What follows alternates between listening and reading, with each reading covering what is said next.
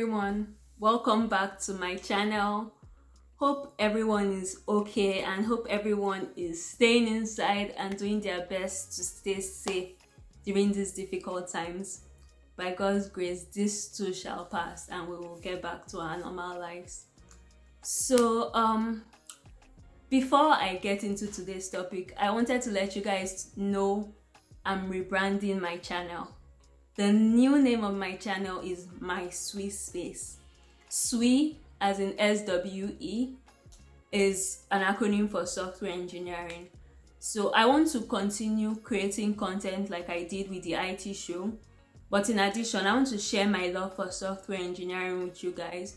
So I plan to create like software engineering content. So I want to create videos where I solve programming questions like algorithm and data structure questions, and then I also want to create videos where I solve simple software engineering projects. So you guys watch this space, and if you are not subscribed, head on over, click that subscribe button. I believe it's this. Yeah, click that button. Okay, so today's topic, obviously you can see the title, I switched jobs. As a matter of fact, today was my first day. I don't know when I'm going to post this, but today, April 27th, was my first day.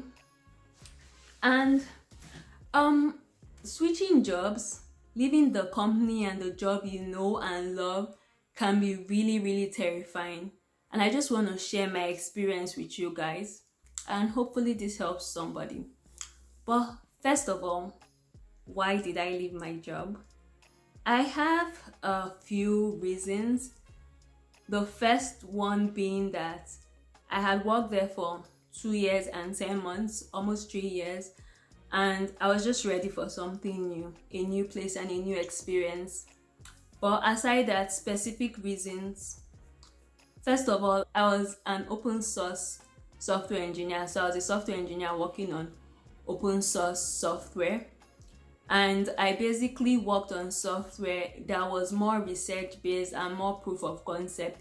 So the software was basically software used in early stages, not being used in like real life situations. It was fun because we kept working on something new.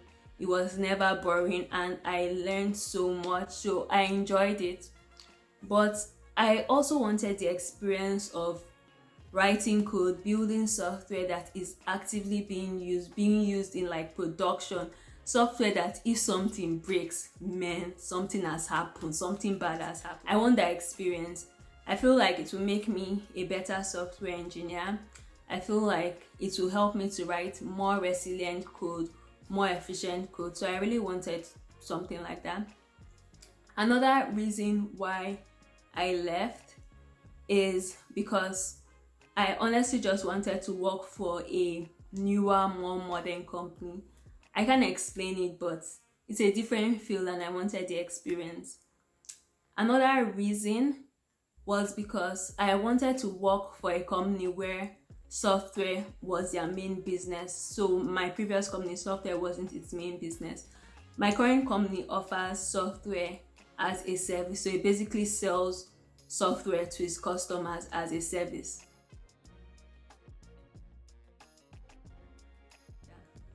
So I am working for a company where software is their main business now. I really wanted that experience. Another thing was that I had a mentor at the previous company, an older guy, an older European guy, was very interesting to talk to. And he always told me how starting his career earlier while he was in Europe, he switched companies so many times and he was so glad that he did. He said if he was younger when he came to America, he would probably have gone to like so many companies in the Bay Area. He said he learned so much from doing it and he's happy that he did it. And I really wanted that experience. I may not move as much as he did, but I definitely wanted the experience of trying different places. And then something else I kind of told myself is that when I get married, if I get married and have kids, it's more difficult to move, especially like with regards to location. Oh, I forgot to mention, I'm actually going to move to a whole different city. I'm going to move to the Bay Area after this whole quarantine period. But yeah, if I get married and have kids, it will be more difficult to move. It's possible, but definitely more difficult because you have to consider other people. You can't just up and move. So this is something I just really wanted to do now. Okay. So like I said, switching jobs, it can be really, really terrifying, especially when it's a different company. And there are so many negative thoughts that could just go through your mind and just want to hold you back. The biggest is just fear. So let me share some of the thoughts that went through my head and how I just overcame them, or what I said to myself. So I think the most frequent was just, okay, yeah, this company, people know your work, you've proven yourself. Yeah, good, you're a high performer. What if you go to the other company, you have to prove yourself again? What if you end up not being that good? And when I thought that, I'm just like, girl, hold up. Still, when you came to this company, you also had to prove yourself, and you did. So rather than think, what if you're not as good? What if you are even better? And that was just something I told myself. Other things you can think, other negative thoughts you can think are like, what if I don't like the location? What if I don't like the new job? Or what if I don't like the new company? To that, I would say, first of all, what if you like the new job, the new company, and the new location even better? But if you don't, that's simple. Leave. For me, that like just made my decision easy. Another thing is self-doubt and just not wanting to put in the work. So interviewing is difficult. I don't know how other companies or how other jobs are, but software engineering jobs in the US have like really, really, really difficult interviews. I basically did not have a life when I was interviewing. I stopped working out, I stopped cooking, and I wasn't eating as well. I stopped going out. I was sleeping really, really late because I had to like study after work. So it was really, really, it was difficult. And despite the fact that I was studying so hard, I still doubted myself. I still did not believe that I would pass the coding round of these companies. I ended up interviewing with 6 companies, and of those 6 companies, I actually passed all the coding rounds. I'm so proud of myself for that, and I just want to say it, I passed coding interviews. So I actually passed like 6, or I got to the final stage of the 6. Of those 6, I completed 3 and cancelled the others when I got the offer. The offer for the company I'm currently working at. I cancelled 3. Of the 3 I did, I got 2 offers, and I did not do well in the final stage of 1. So that process, the whole process, really just taught me a lot about self-doubt and just believing in yourself. Like, I doubted myself so much. Like, I would be so negative, and some of my friends had to remind me to just stop. So if you are putting in the work, just believe in yourself. Put in the work. If you are ready, just pray about it and just believe in yourself.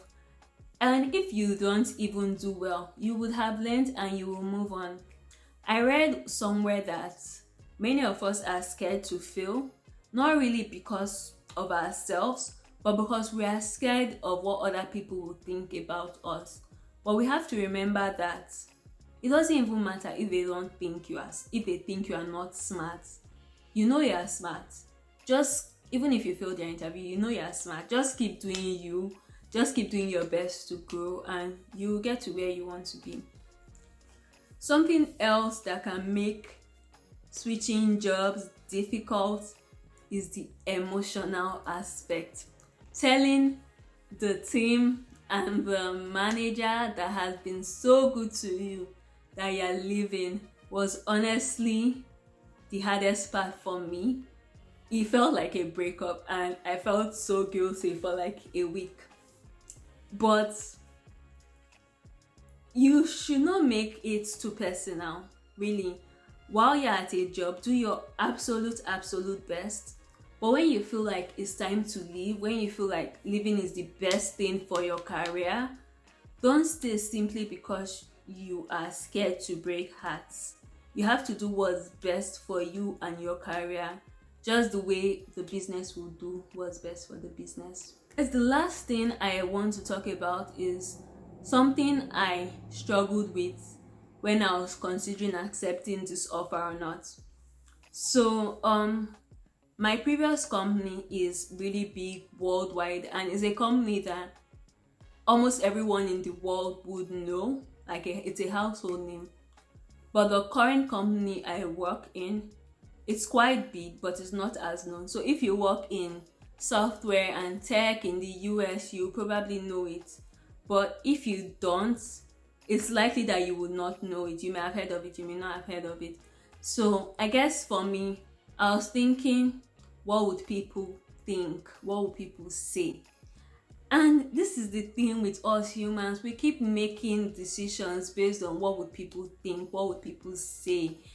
I mean, it's something that we really, really have to stop. But anyway, yeah, that came to my mind. And someone even went as far as asking me, why were you fired? Real talk. No, I was not fired. I resigned. And I really had to remind myself that, okay, I was considering this offer because I felt like it was best for my career. Of the 3 companies I interviewed with, I was the most impressed by them. I just wanted to work for them. I was just like, everyone just seemed so smart. I just was hoping, I didn't even feel like, oh, I killed the interview, but I was really hoping I get it. I got it. So I had to remind myself that it's not about people. It's not about what people think. It's about what is best for my career, and this is why I feel like it's best. So that made my decision easier. It also definitely helped that it was more money. Yes, it's the Bay Area, but it's still more money. I think that's all I have for you guys. Thank you for watching my channel. I hope you enjoyed watching this video. I hope you learned something from it. If you want me to maybe make a video about preparing for software engineering interviews, leave a comment. Don't forget to like and subscribe. As always, guys, remember, impossible is nothing.